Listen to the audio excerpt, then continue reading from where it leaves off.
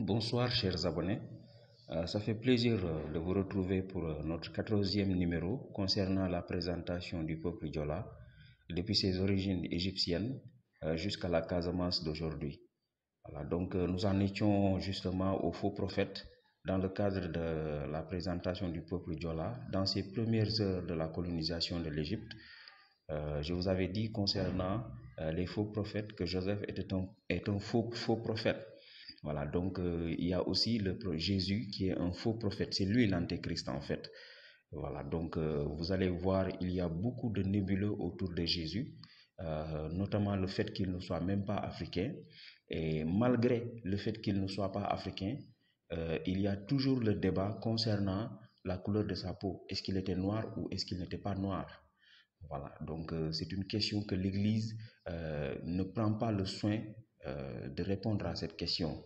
Voilà, donc ils esquivent cette question tout en nous présentant des images, des icônes, des statues, des représentations de Jésus, mais avec donc des yeux bleus, comme on le dit, visage plat, face pâle, visage pâle.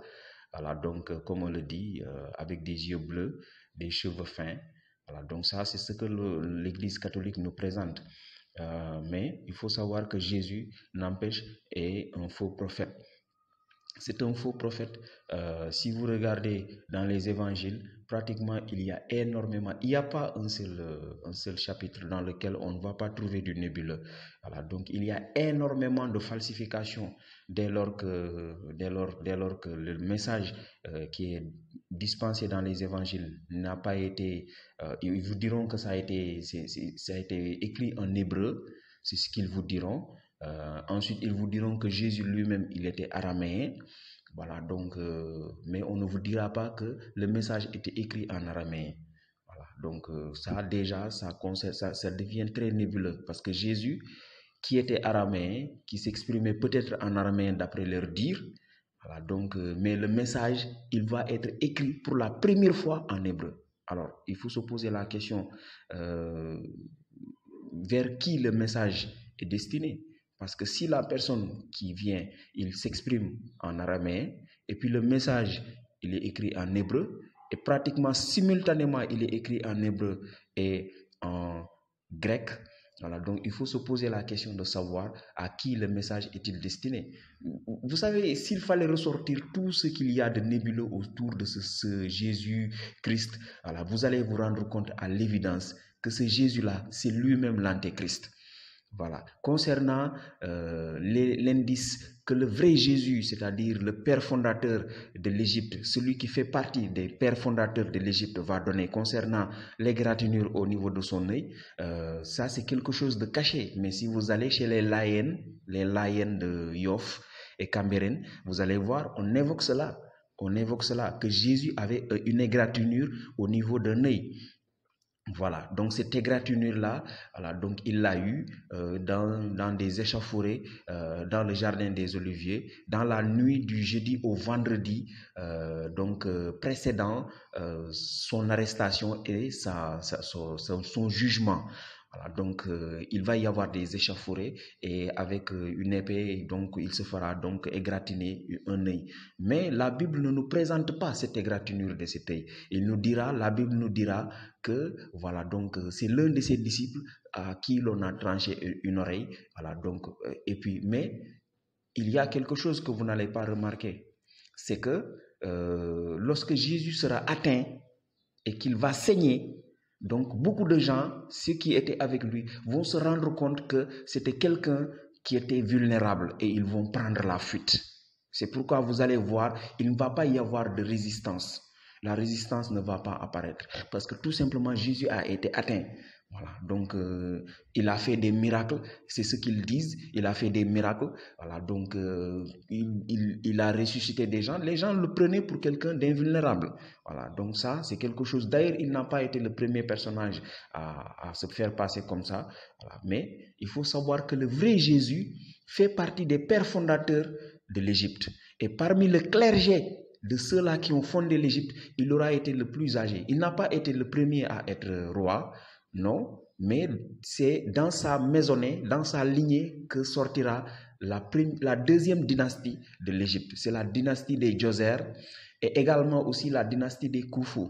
Si vous allez regarder au niveau de la nomenclature des pharaons qui se sont succédés à l'Égypte, sur le trône de l'Égypte. Mais c'est dans sa maisonnée parce que lui, il était faunier. D'ailleurs, vous allez voir la dernière dynastie, c'est-à-dire la 17e dynastie des pharaons authentiquement égyptiens, autochtones à l'Égypte, parce qu'après la 17e dynastie, nous allons avoir des pharaons parfois métis, des pharaons parfois même autochtones, mais des pharaons parfois, bon, il va commencer à y avoir des mélanges. C'est à partir de la 17e dynastie qu'il va y avoir des mélanges. Il va commencer à y avoir des mélanges. Mais de la première jusqu'à la 17e dynastie, tous les pharaons étaient authentiquement des Égyptiens. Donc, c'était des Diola qui parlaient authentiquement Diola. Et la 17e dynastie, celle des Toutankhamon et des Akhenaton, c'est une dynastie qui vient de la lignée, justement, de la maisonnée de ce père fondateur qui se trouve être Giswa. La prononciation, c'est Giswa. On dit Giswa. Voilà.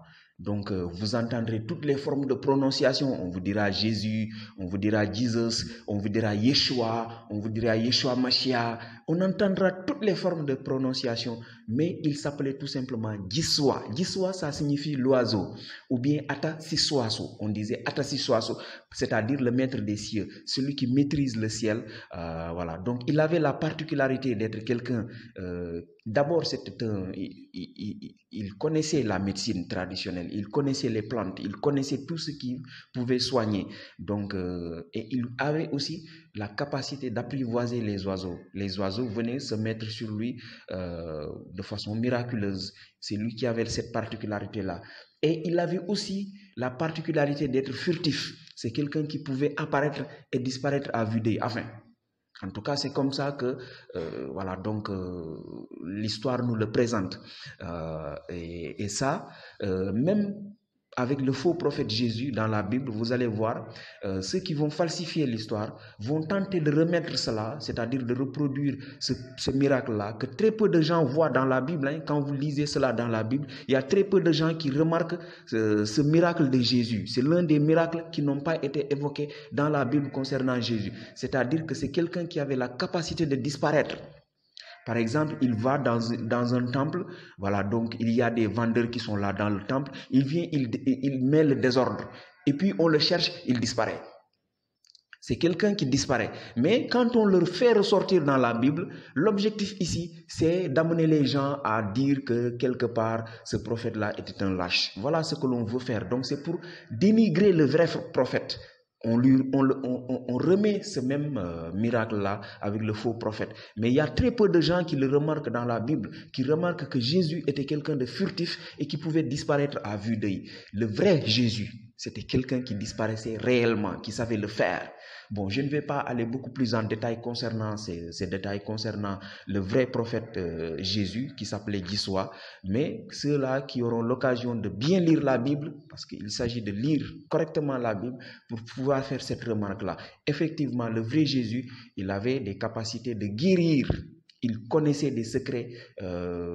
C'était de tous ceux-là qui formaient le clergé, de ceux-là qui ont fondé l'Égypte, c'était lui qui avait le plus d'aptitude en matière médicale. Hein. Donc je vous ai dit que celui qui va être le premier roi de la terre, en tant que surhomme, il savait plonger dans les profondeurs sur le dos d'un crocodile, mais il n'a pas fait que plonger dans les profondeurs, parce que c'est quelqu'un qui va nous rapporter beaucoup plus d'informations concernant les profondeurs que nous en avons aujourd'hui, des informations avec les odyssées marins, les marins tels que les commandants Cousteau qui ont eu à faire des plongées sous-marines, qui nous ont apporté des informations. Ce premier roi de la terre-là va nous apporter beaucoup plus d'informations concernant les profondeurs que nous n'en avons aujourd'hui actuellement. D'ailleurs, la plupart des informations que les Européens vont avoir pour constituer leur atlas, c'est à partir de ces trouvailles-là, à lui, le premier roi de la terre,